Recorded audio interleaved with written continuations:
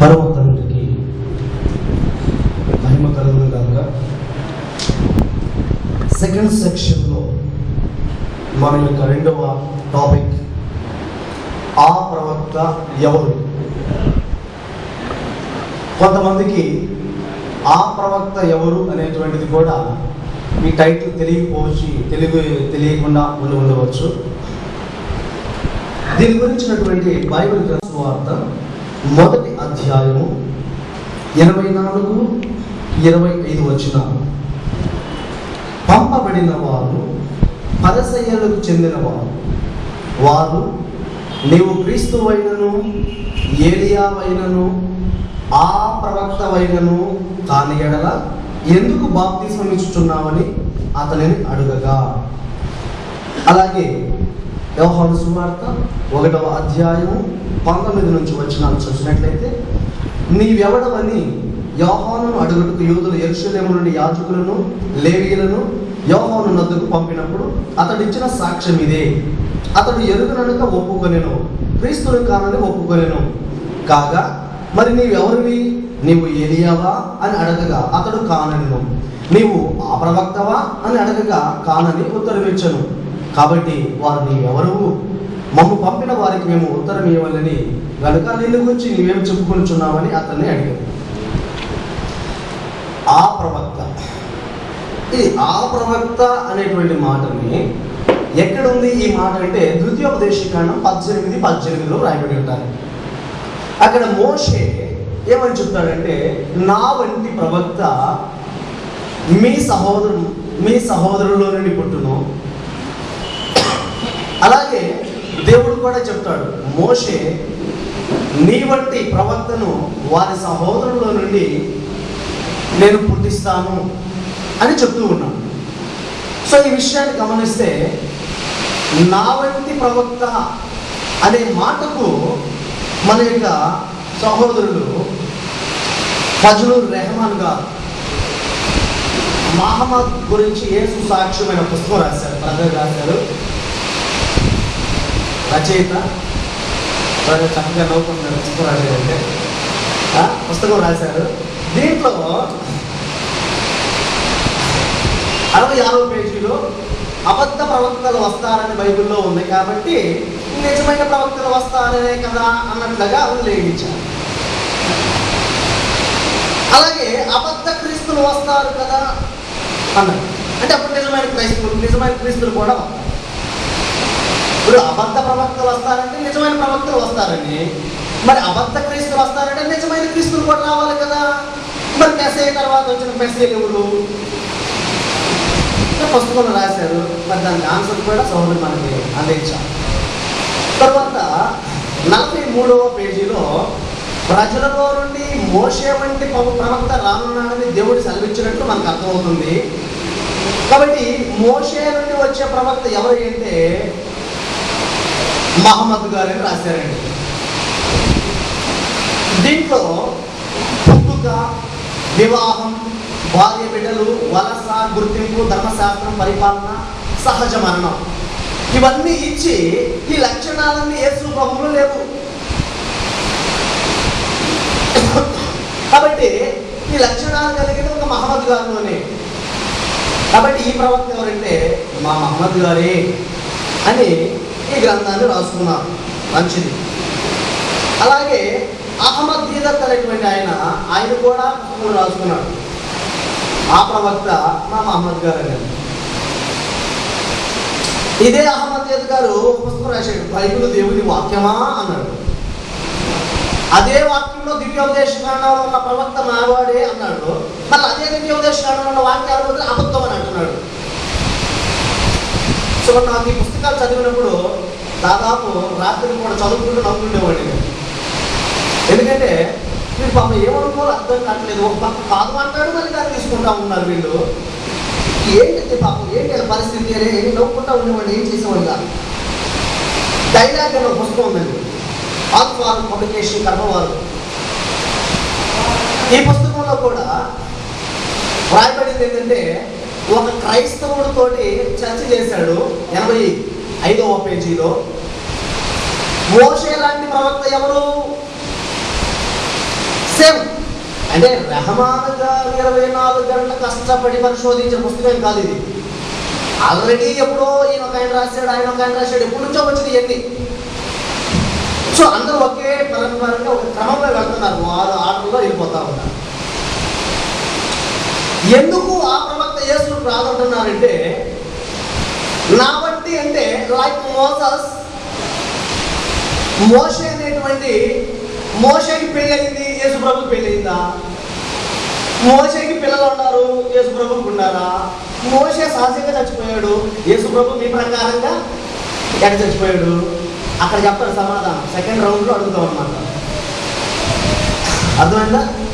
ఆ తర్వాత కొన్ని ప్రశ్నలు, సహజ మరణం సహజంగా, మీ ప్రకారంగా ఆయన దేవుడు, మరి మా ప్రకారంగా మోషే దేవుడు కాదు కదా.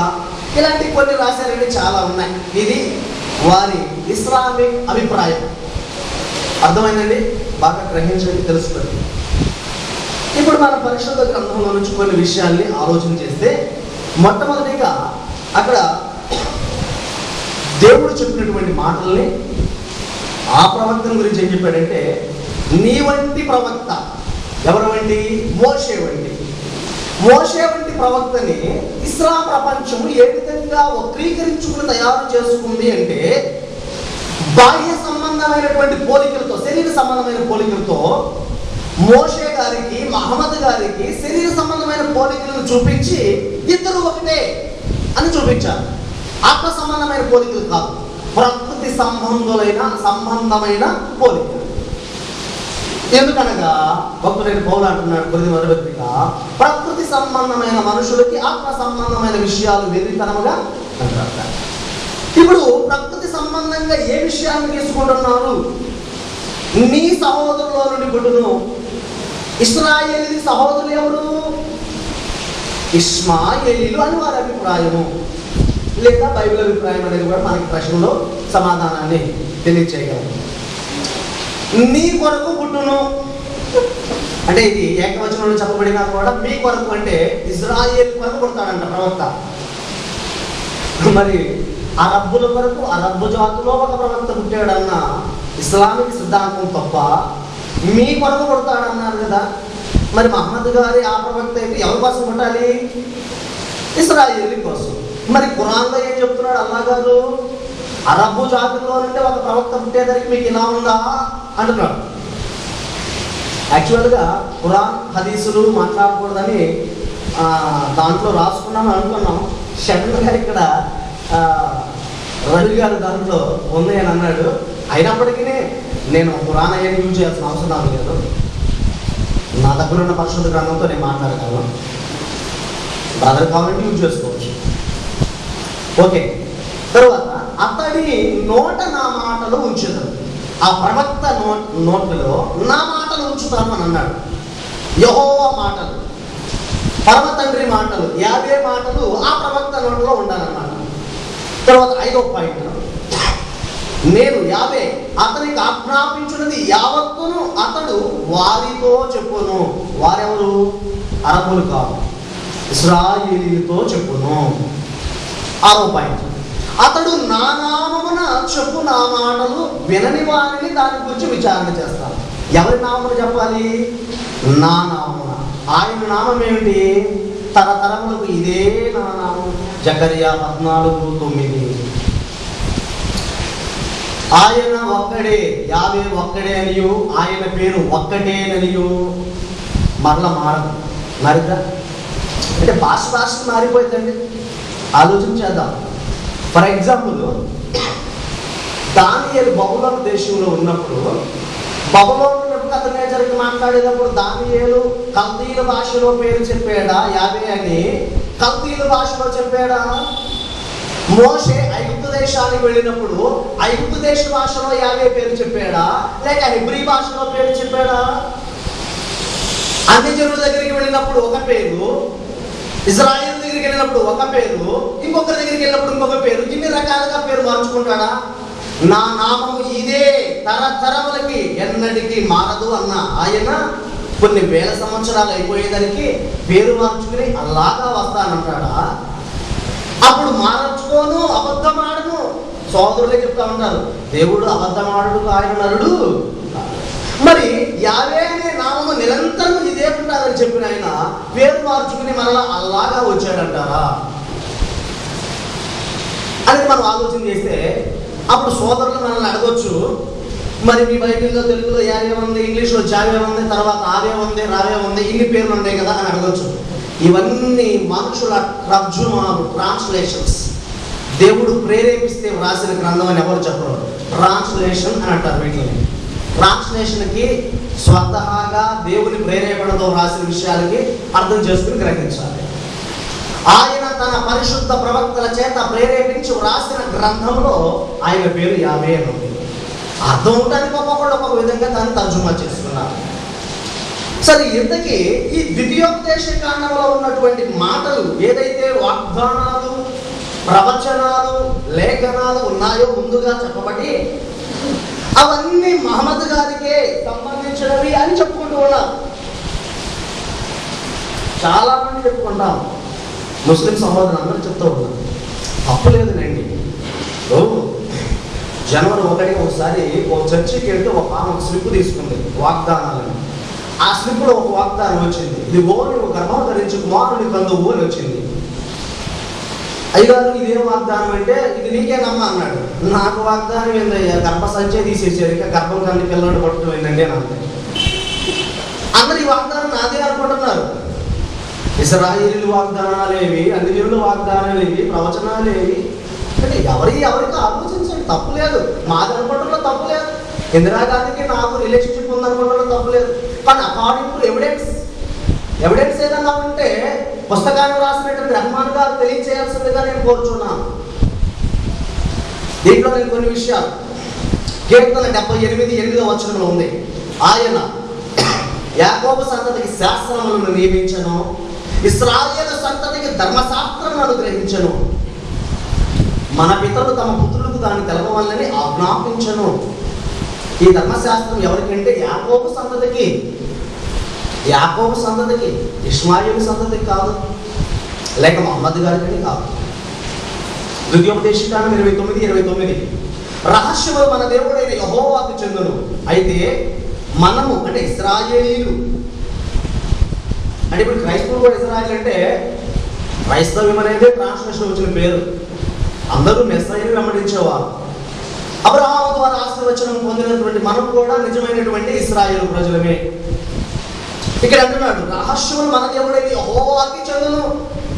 అయితే మనము ఈ ధర్మశాస్త్ర వాక్యాలన్నిటిని అనుసరించి నడుచుకున్నట్లు బయలుపరచబడినవి ఎల్లప్పుడూ మనవియు మన సంతతి వారిని.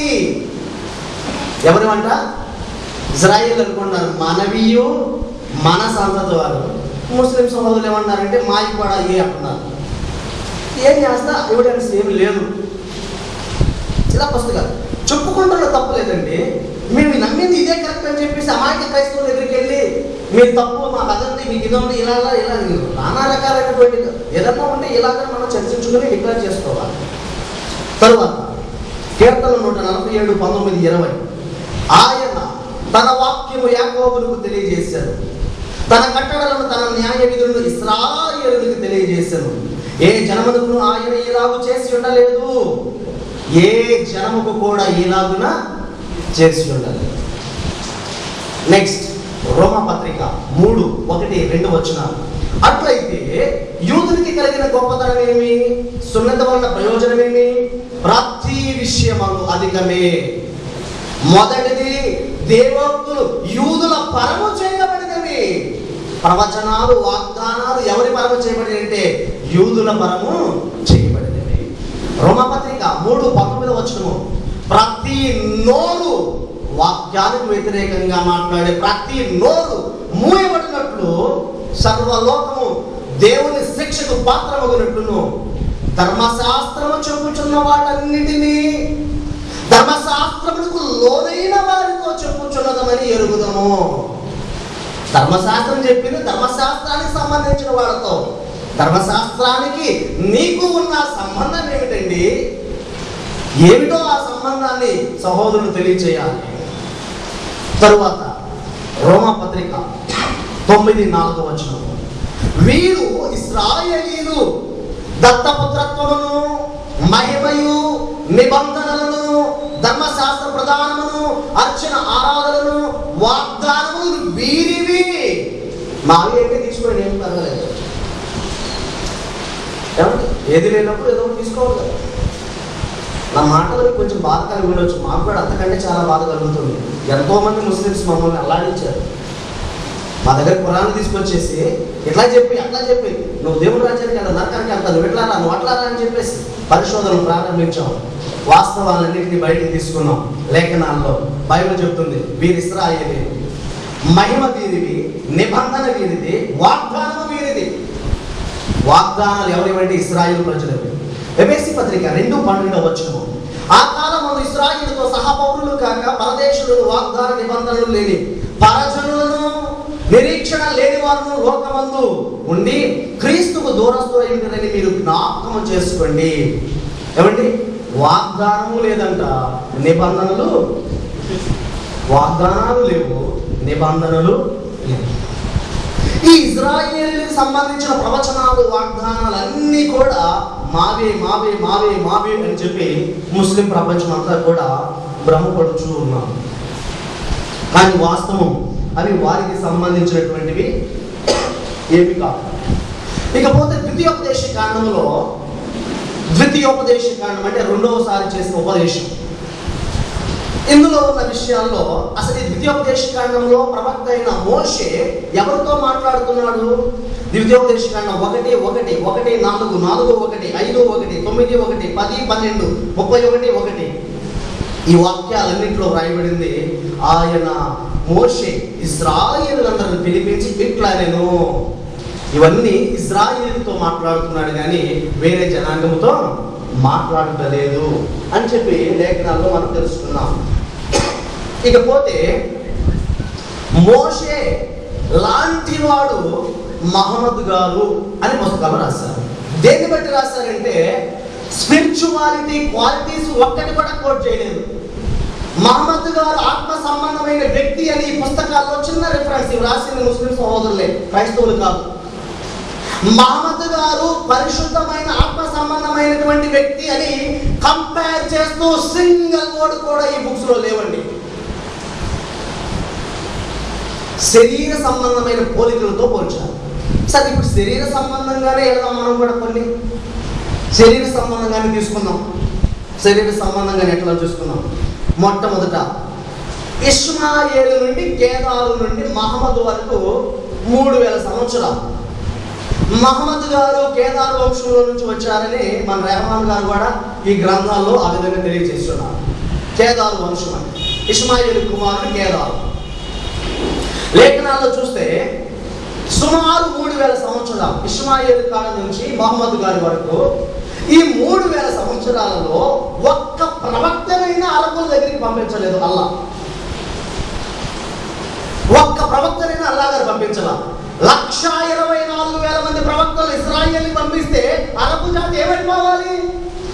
నాశనం అయిపోవాలి. ఆ ప్రజలు 1,24,000 మందిని క్రైస్తవుల దగ్గరికి పంపించి యూదుల దగ్గరికి పంపించావు. మరి అల్లా గారు అరబుల పరిస్థితి ఏంటి? వాళ్ళు మనుషులు కాదా? వాళ్ళ పరలోక రాజ్యం వద్దా?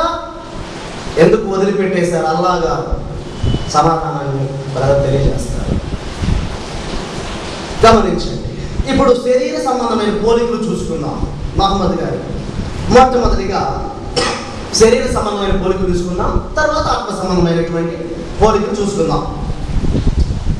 మొట్టమొదటిగా జననం లేక వంశంలోకి వెళ్దాం.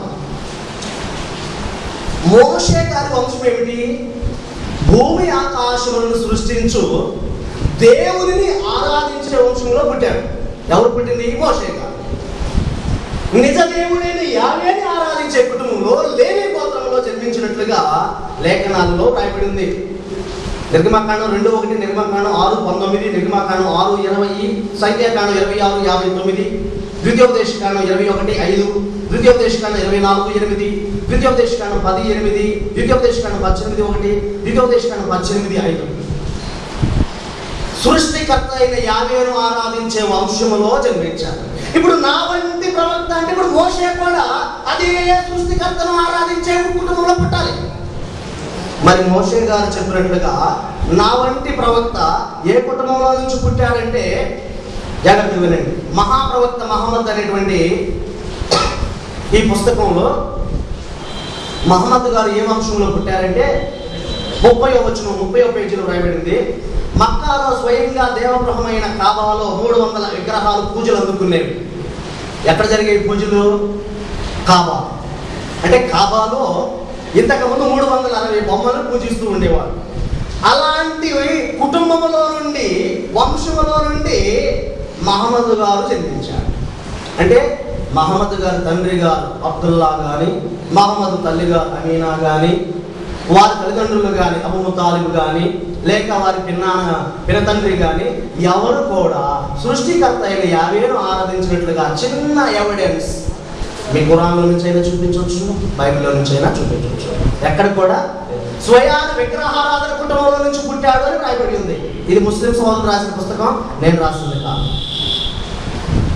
ఇకపోతే యేసు ప్రభువును చూసుకున్నట్లయితే ఆయన మత్తయి సువార్త 1:16, లూకా 1:27, లూకా 1:38, లూకా 1:46-49, లూకా 4:5, రోమా 9:4-5. అందరికీ తెలుసు ఆయన ఏ వంశంలో పుట్టాడో. ఈ వాక్యాలు చెప్పకపోయినా మీ అందరికీ తెలుసు. ఆయన జీవము కలిగినటువంటి యావేను ఆరాధించినటువంటి మరియమ్మ వారి వంశములో నుంచి ఆయన జన్మించినట్లుగా లేఖనాల్లో రాయబడింది. కాబట్టి నా వంటి అంటే మోషే సృష్టికర్తను ఆరాధిస్తున్నాడు, యేసు క్రీస్తు కూడా సృష్టికర్తను ఆరాధించే కుటుంబంలో జన్మించాడు, మహమ్మద్ గారు విగ్రహాలను ఆరాధించే కుటుంబంలో జన్మించాడు. కాబట్టి మోషే వంటి వాడు మహమ్మద్ గారు కాదు. లేదండి సృష్టికర్తను ఆరాధించే కుటుంబంలో పుట్టాడు అంటే ఎవిడెన్స్ ఏదైనా చూపెట్టాలి. సోదరులు సమాధానం తరక నవ్వుకుంటా ఉన్నాడు. మంచిది, నా ప్రతి ప్రశ్నకి సమాధానం చెప్పాలి, కానీ దాటివేయ ప్రశ్న ప్రయత్నం మటుకు చేయకూడదని మనం చేస్తున్నాం. ఇక తర్వాత చూసినట్లయితే నెక్స్ట్ కేదారు వంశంలో జన్మించాడు కదా. కేదారు వంశంలో బ్రదర్ మాట్లాడకూడదండి, మాట్లాడకూడదు.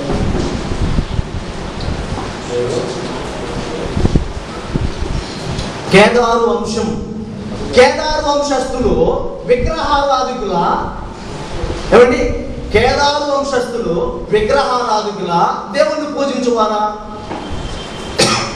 ఇర్మియా గ్రంథం 2వ అధ్యాయం 10-11 వచనాలు రాయబడింది. కేదారులకు దూతలను పంపి తెలుసుకోండి, దైవత్వము లేని తమ దేవతలను ఎప్పుడైనా మార్చుకోలేనా? అంటే కేదారు వాళ్ళు ఎవరిని పూజిస్తారు? దైవత్వము లేని బొమ్మలను, రాళ్లను పూజిస్తారు.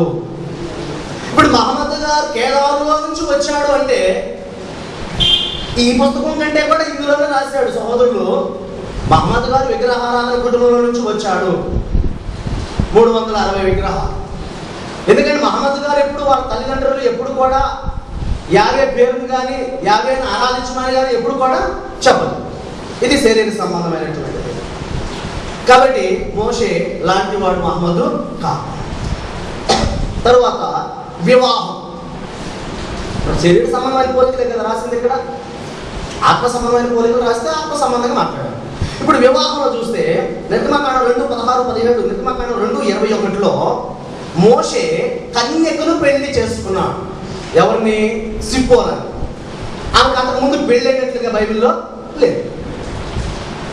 మా మహమ్మద్ గారు కూడా కన్యకనే పెళ్లి చేసుకున్నాడు అంటానికి ఒక్క చిన్న రిఫరెన్స్ అయినా చూపెట్టాలి సోదరు, ఒక్క చిన్న రిఫరెన్స్. ఎందుకంటే ఆయన గురించినటువంటి విషయాల్లో మహాప్రవక్త దాంపత్య జీవితం, ఇందులో సుమారు ఒక 12 మందిని పెళ్లి చేసుకున్నారు. కన్యకను కూడా పెళ్లి చేసుకున్నట్లు లేదు. తనకంటే వయసులో 20 సంవత్సరాలు పెద్దదైన ఖదీజా అనేటువంటి వరకా నౌఫిల్ యొక్క బంధువైనటువంటి ఆమెను పెళ్లి చేసుకున్నాడు. బైబిల్ ఏం చెప్తుందంటే సృష్టికర్తకు యాజకత్వం చేసేవాడు కన్యకనే పెళ్లి చేసుకోవాలని లేవికాండం చెప్తుంది. విధవరాలను కానీ విడవబడిన దాన్ని కానీ పెళ్లి చేసుకోకూడదని చెప్తూ ఉంది. యావే విధంగా మహమ్మద్ గారిని నియమించినట్లయితే యెహోవా దేవుడు బైబిల్లో ఉన్న వారందరినీ కన్యలు పెళ్లి చేసుకోమని, ఇస్లాంలో ఉన్న వాళ్ళందరినీ విధవరాలను పెళ్లి చేసుకోమని చెప్తాడా? మహమ్మద్ గారేమో ముసలోడా, కుర్రవాడు, యంగ్స్టార్. మరి అలాంటి మహమ్మద్ గారిని ఒక విధవరాల్ని పెళ్లి చేసుకోమని దేవునికి యాజకత్వం చేయబోయేటువంటి ఆయన్ని ఆ లాభం ఎందుకు చెప్పారు? మోషే కన్నికని పెళ్లి చేసుకున్నాడు, మహమ్మద్ గారు కన్నికని పెళ్లి చేశాడు. మరి యేసు చేసుకున్నాడా అని ప్రశ్న రావచ్చు. ఇది ఆత్మ సంబంధమైన క్వశ్చన్ కాబట్టి యేసు ప్రభు కూడా కన్యనే పెళ్లి ఆడబోతున్నాడు త్వరలో. అర్థమైందండి? బైబిల్లో కొరింథీ 2వ పత్రిక 11వ అధ్యాయంలో రాయబడింది, సంఘం అనే కన్యను ఒక్కడైన పురుషునికి ప్రదానము చేశాడు, పెళ్లి చేసుకోబోతున్నాడు. ఓకే, నెక్స్ట్ వివాహంలో మనం చూసినట్లయితే చివరికి 6 ఇయర్స్ బేబీ, బొమ్మలతో ఆడుకునే చిన్న బేబీ, 6 ఇయర్స్ బేబీ ఆయేషా, ఆ అమ్మాయిని కూడా పెళ్లి చేసుకున్నట్లుగా చరిత్రలో, దాంపత్యంలోను, ఖురాన్లోను, హదీసుల్లోను రాయబడి ఉంది. మోషే వంటి వాడంటే మోషే కూడా 6 సంవత్సరాల అమ్మాయిని పెళ్లి చేసుకున్నాడా? చేసుకుంటే ఎక్కడన్నా బైబిల్లో ఉంటే నాకు చూపించారు మా మిత్రుడు రెహమాన్ గారు. తర్వాత మనం చూసినట్లయితే లేవికాండం 21:7లో కన్నికనే పెళ్లి చేసుకోవాలి, పెనిమిటిని విడనాడిన స్త్రీని చెండి చేసుకోకూడదు.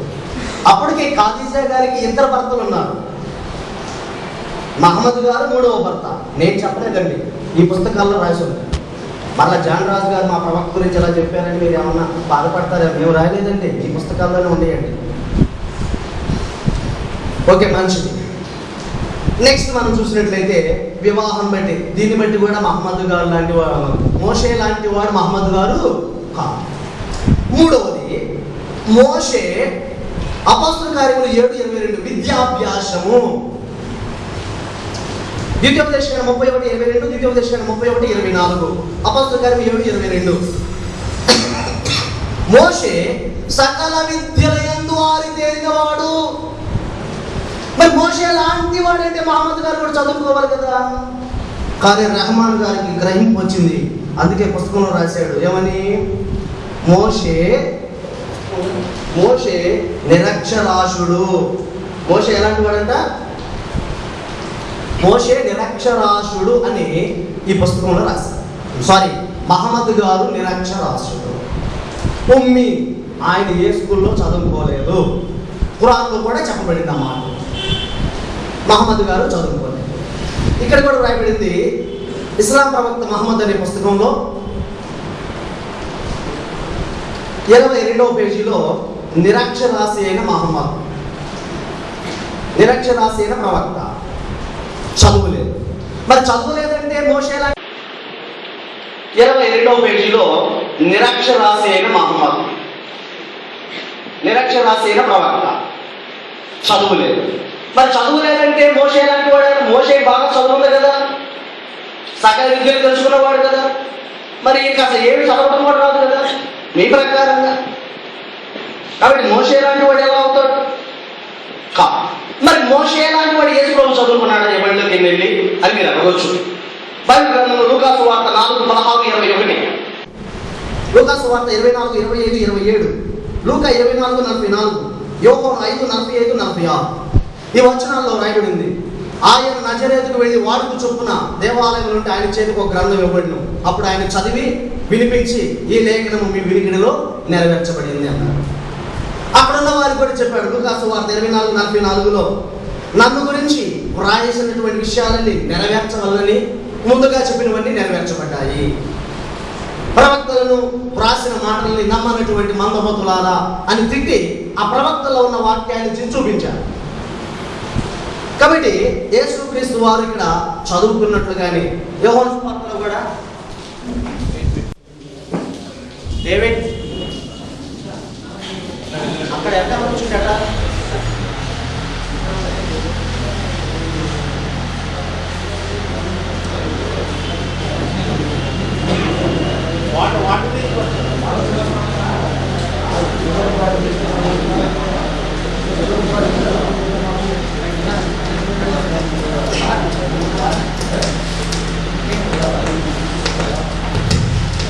ఓకే, మంచిది.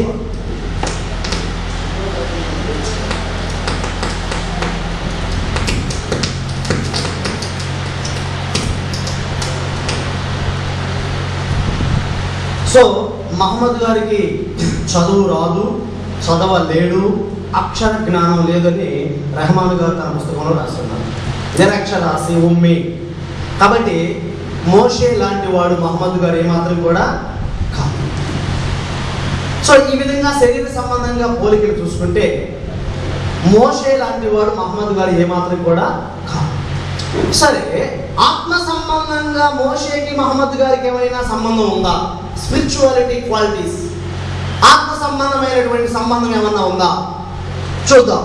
మొట్టమొదటిగా సంఖ్యాకాండం 12:13.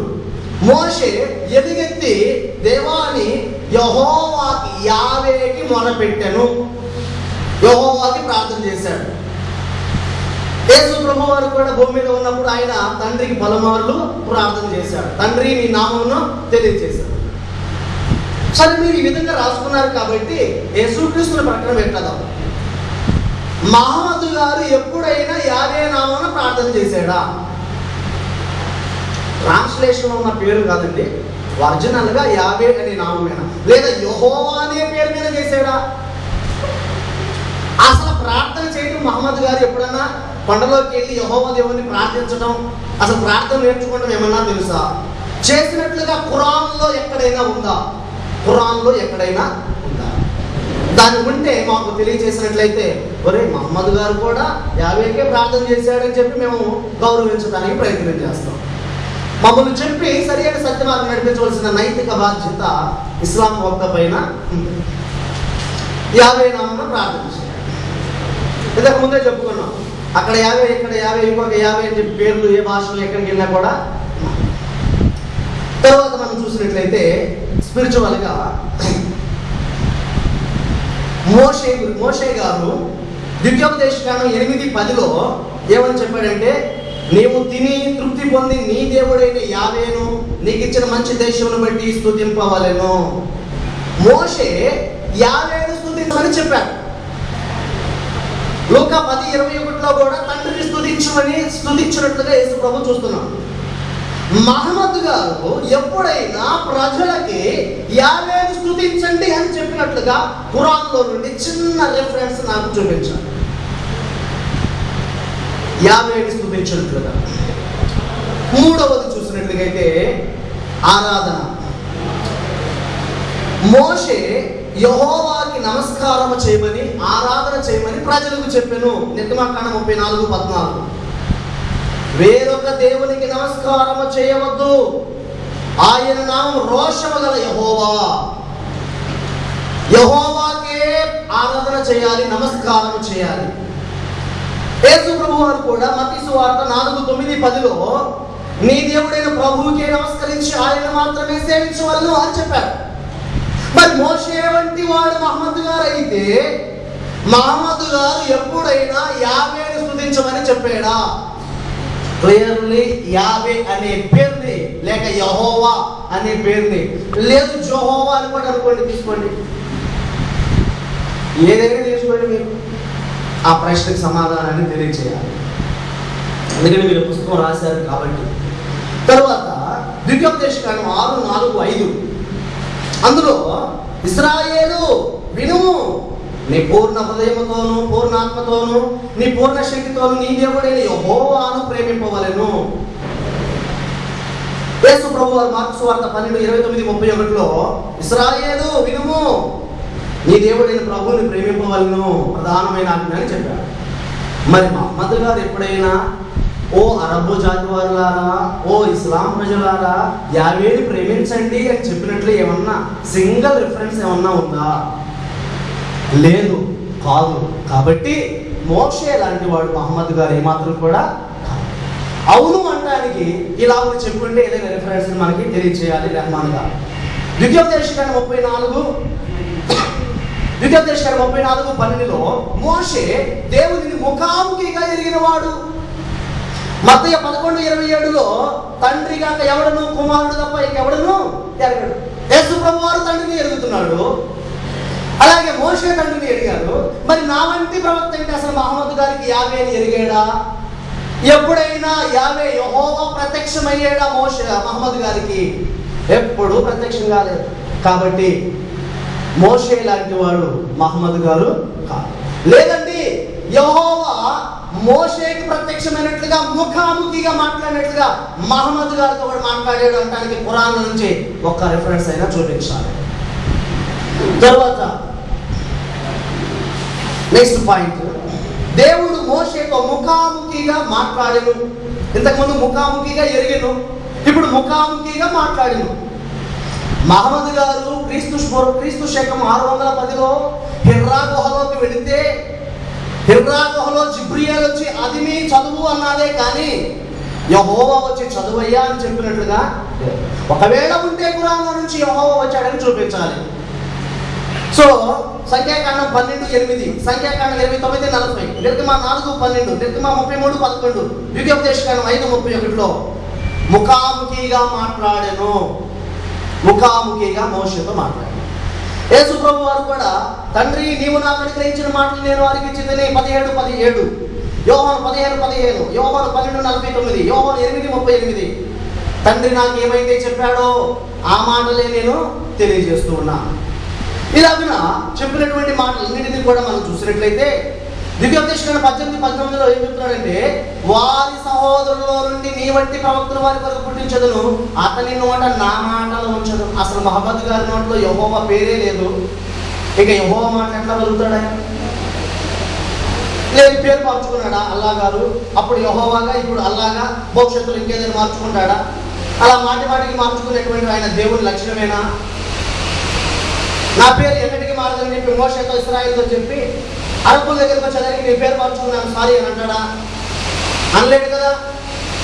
ఈ విషయానికి సరైనటువంటి సమాధానం రెహమాన్ గారు తెలియచేయాలి. మోషే అనేకమైన అద్భుతాలు చేశాడు, నిర్మాకాండం 7:8, యేసు ప్రభువు వారు అనేకమైన అద్భుతాలు చేశాడు, యోహాను 17:24, యోహాను 7:31. మహమ్మద్ గారు ఏ ఒక్క అద్భుతమైన చేసినట్టు ఖురాన్లో సింగిల్ రిఫరెన్స్ అయినా ఉంటే చూపించవలసింది కోరుతున్నాను. శరీర సంబంధంగా పోలికలు తీసుకున్నా, ఆత్మ సంబంధమైన పోలికలు తీసుకున్నా మోషే లాంటి వాడు మహమ్మద్ గారు ఏమాత్రం కూడా మోషే లాంటి ప్రవక్త ఆయన కాదు. మోషే లాంటి ప్రవక్త ఎవరు అంటే ప్రభు అయిన యేసుక్రీస్తు అని బైబిల్లో రాశారు. అంటే యేసుని ప్రవక్త అని ఒప్పుకున్నారు, నాకు సంతోషం అని అంటారేమో కదా రెహమాన్ గారు. రెహమాన్ గారు యేసు ప్రవక్తను ఒప్పుకున్నాడని సంతోషపడతారేమో. యేసు గొర్రె పిల్ల కూడా అన్నారు, అంత మాత్రాన గొర్రె పిల్లేనా? యేసు ప్రధాన యాజకుడు అన్నాడు, అంత మాత్రాన మేకల కోసి బలిపించాడా? యేసు క్రీస్తు అపోస్తుడు అన్నాడు, అంత మాత్రాన ఊరూరేవి చర్చిలు కట్టాడా? 200 బిరుదులు ఉన్నాయి. దేవుడి కుమారుడు అన్నాడు, దావీదు కుమారుడు అన్నాడు, మనుషుల కుమారుడు అన్నాడు. దావీదు కుమారుడు అంటే దావీదుకు పుట్టాడా? మనిషి కుమారుడు అంటే మనిషి పుట్టాడు అన్నారు. దావీదు కుమారుడు అంటే దావీదుకు పుట్టాడా? కాబట్టి ఆత్మ సంబంధమైన ఆఫీసర్స్ని బట్టి, చేసే పనిని బట్టి కొన్ని బిరుదులు ఇవ్వబడి ఉంది. వాటిని 5 word ministries అంటారు. కాబట్టి ఈ వాక్యాలు, ఈ మాటలన్నింటినీ మీరు గమనించి గ్రహించి మహమ్మద్ గారు ఏ మాత్రం మోషే వంటి ప్రవక్త కాదు, మోషే చెప్పిన ప్రవక్త కాదు. ఈ విషయాలన్నీ తెలుసుకోవాలని, మరిన్ని విషయాలని నెక్స్ట్ రౌండ్లో మీకు తెలియచేయాలని ఆశపడుతూ నా సమయాన్ని నేను ముగిస్తూ ఉన్నాను.